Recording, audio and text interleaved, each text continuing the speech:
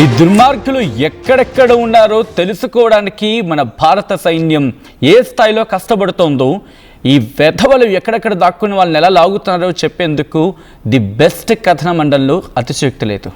అవును, జమ్మూ కాశ్మీర్లో జైషే ఉగ్రవాదుల రహస్య స్థావరాలు ఇంకెక్కడున్నాయో తెలుసా? వింటే అఫ్కోర్స్ మీరు ఇప్పటికే చూస్తుంటారో టెక్స్ట్ రూపంలో, బట్ ఎవరైనా వింటూ ఉంటే కనుక షాక్ గురవుతారు. ఏకంగా 12,000 అడుగుల ఎత్తులో స్థావరాన్ని గుర్తించారు ఆర్మీ. అంటే ఇటు సముద్ర మట్టం నుంచి 12,000 అడుగుల ఎత్తు, అంత హైట్లో వాళ్ళు ఒక చిన్న గుహల్లా ఏర్పాటు చేసుకొని దాంట్లో వాళ్ళ స్థావరాన్ని ఏర్పాటు చేసుకున్నారు. ఇది ఎక్కడుందో తెలుసా? జమ్మూ కాశ్మీర్లోని కిస్తవార్లో ఉగ్రవాదులు దాక్కున్నారని చెప్పి అక్కడ మన భద్రతా బలగాలకి సమాచారం అందింది. దీంతో సింగ్పురాలు ఆపరేషన్ ట్రాషీ భారత బలగాలు చేపట్టాయి. జైషే మహమ్మద్ రహస్య స్థావరాన్ని కనిపెట్టారు మన జవాన్లు.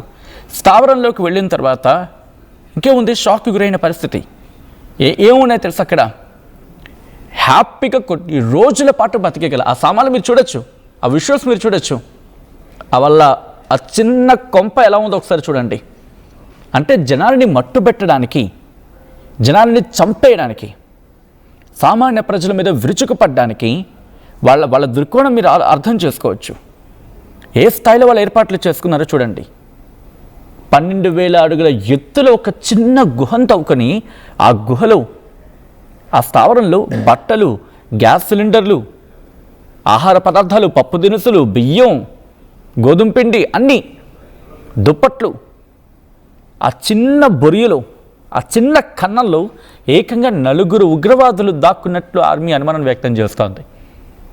దాంట్లో కనీసం 3 నుంచి 4 ఉగ్రవాదులు ఉండగలిగేంత ఆ స్పేస్ని క్రియేట్ చేస్తున్నారు. మీరు చూడొచ్చు, గుడ్ల ఆ ట్రే కనిపిస్తోంది, యుటెన్సిల్స్ మనకు కనిపిస్తున్నాయి, దాంతోపాటు సామాన్లు దినుసులు మీరు చూడొచ్చు ఆ చిన్న గుహలో.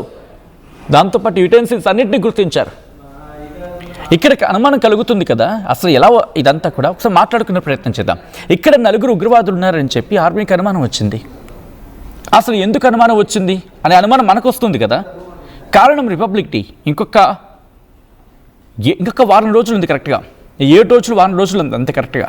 రిపబ్లిక్ డే రోజు దాడులకి ప్లాన్ చేసిందని చెప్పి మన ఆర్మీకి, మన భద్రతా బలగాలకి సమాచారం ఉంది. దీంతో ఇన్వెస్టిగేషన్ చేయడం ప్రారంభించారు.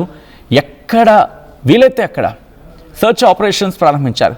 అలాగే సింగ్పురాకు వెళ్ళారు. సింగ్పురాకు చేరుకుని చుట్టూ కాటన్ సర్చ్ చేపట్టారు పోలీసులు. అప్పుడు ఆ ఇన్ఫర్మేషన్ బేస్ చేసుకుని వెళ్తే ఏకంగా 12,000 అడుగుల ఎత్తులో, 1 కాదు 2 కాదు, ఏకంగా 12,000 అడుగుల ఎత్తులో దీన్ని గుర్తించారంటే అర్థం చేసుకోవచ్చు దుర్మార్గులు ఎంతటికి తెగించారనేది. భారత్ మీద దాడి చేసేందుకు వీళ్ళకి ఎవరు సాయం అందిస్తారు? జమ్మూ కాశ్మీర్లో వీళ్ళకి ఎవరు సాయం అందిస్తారు? అక్కడున్న దుర్మార్గులే కదా. మన దేశంలో ఉండి మన దేశం సొమ్ము తింటూ అదే అంటూ ఉంటారు కదా, తల్లి పాలు తాగి రొమ్ము గుద్దే రకాలని చెప్పి. ఇలాంటి వాళ్ళే ఈ దేశానికి వాళ్ళకేం తక్కువ చేసిందని. పోనీ పాకిస్తాన్కి వెళ్ళిపోవచ్చు కదా, వాళ్ళకి అంత మమకారం ఉంటే. లేదురా బాబు, నేను ఈ దేశంలో ఉండలేకపోతున్నాను, మాకు ఆ పక్క దేశం అంటే మమకారం, అక్కడ అన్ని రకాలుగా బాగుంది, అక్కడ వెళ్ళి మేము బతుకుతామంటే పోవచ్చు కదా. ఎవడిక్కడ మీరు ఇక్కడ ఉండిపోనని చెప్పి ఎవడు బతిమలాడట్లేదు కదా. ఇక్కడ ఉండి 75 ఏళ్లలో ఆ చరిత్ర చూసుకోండి, 75 ఏళ్ల పైచిలుకు కదా. ఇంకొన్ని రోజులు మనం 100 ఏళ్ళు భారత్ పూర్తి చేసుకుంటుంది స్వాతంత్రం వచ్చి. ఈరోజు జీడిపిలో భారత్ పోటీ పడుతూ ఉంటే వాళ్ళు కూడా పోటీ పడుతున్నారు అడుక్కు తినడానికి మిగిలిన దేశాలతో. మరి అలాంటి దేశాలక, అలాంటి ఉగ్రవాదులక ఎవ్వరూ చెప్పలేదు కదా. మనుషుల్ని చంపితే మనకి మంచి జరుగుతుందని చెప్పి ఎవరు చెప్పారు? అది దాని చుట్టూత దాన్ని ప్రజల బుర్రల్లోకి విషయంలో జొప్పించి అక్కడ ఉన్న వాళ్ళని పూర్తిగా ప్రేరేపించి వాళ్ళ స్వార్థం కోసం బలి చేస్తున్న ముఠాదంతా. అక్కడ వాళ్ళు దాదాపు 12,000 అడుగుల ఎత్తులో వాళ్ళు ఉండి వాళ్ళు బతకడానికి ఒక 4-5 రోజుల పాటు కాదు, ఎక్కువ నెలల తరబడి బతకడానికి రేషన్తో పాటు దుప్పట్లు, దిండ్లు, వంట సామాన్లు, గ్యాస్ సిలిండర్. అసలు గ్యాస్ సిలిండర్ ఎలా వెళ్ళింది వాళ్ళకి? అంతే కదా, ఎవరైనా ఈ టెలికాస్ట్ చూస్తూ ఉంటే అనుమానం కలుగుతుంది. మన ఇంట్లో ఒక గ్యాస్ సిలిండర్ కావాలంటే, ఇంకా ఎక్స్ట్రా సిలిండర్ కావాలంటేనే మనం ఆ గ్యాస్ ఏజెన్సీస్ చుట్టూ నానా తిప్పుల పడాలు తిరగాల్సి ఉంటుంది. అప్పుడు కనుక గ్యాస్ సిలిండర్ రాదు. అలాంటిది ఎవరి గ్యాస్ సిలిండర్ వీళ్ళకి ఇచ్చారు?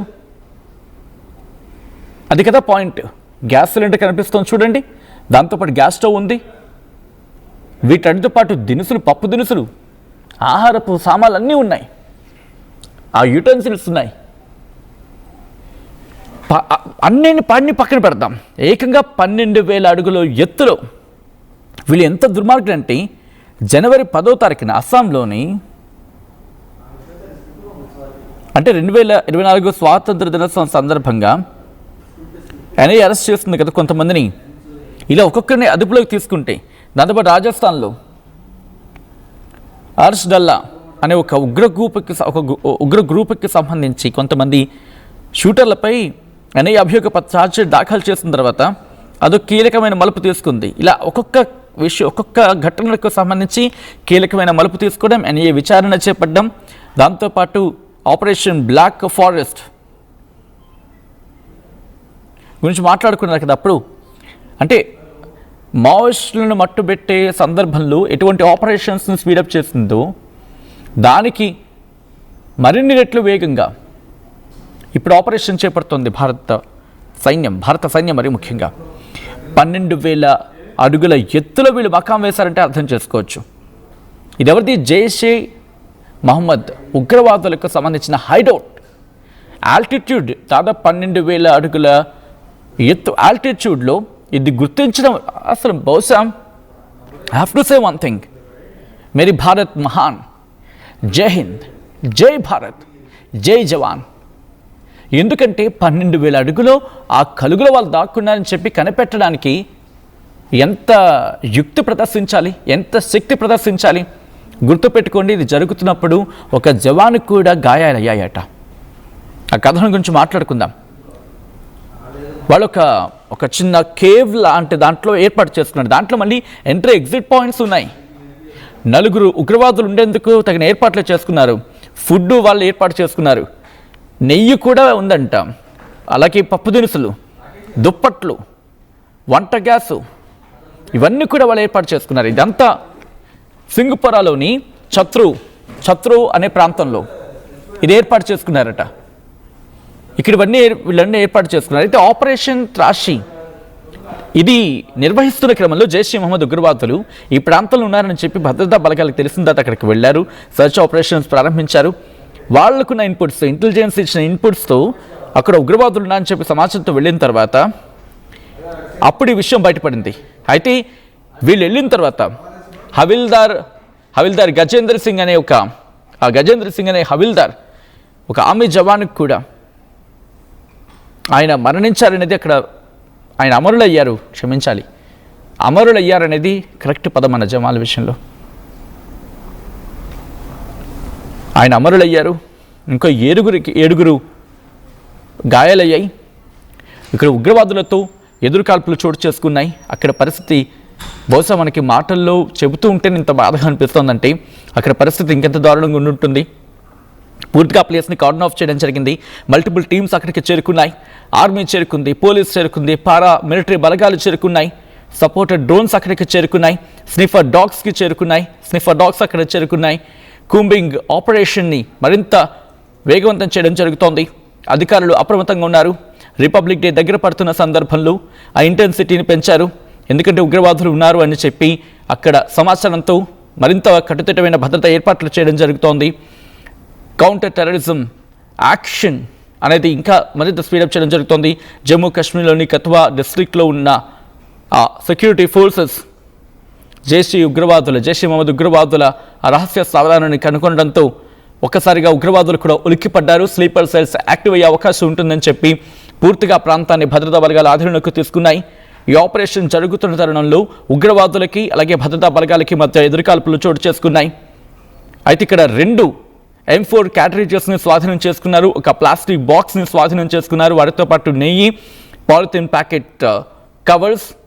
ఈ పాలిథిన్ ప్యాకెట్ కవర్లలో బాదం పిక్కలు అంటే బాదం పప్పు, అలాగే హ్యాండ్ గ్లౌస్, ఒక టోపీ, బ్లాంకెట్, టార్పాలిన్ షీట్, ఒక చిన్న పౌచ్, పాలిథిన్ బ్యాగ్ ఇవన్నీ కూడా అక్కడి నుంచి మన భద్రతా బలగాలు స్వాధీనం చేసుకోవడం జరిగింది.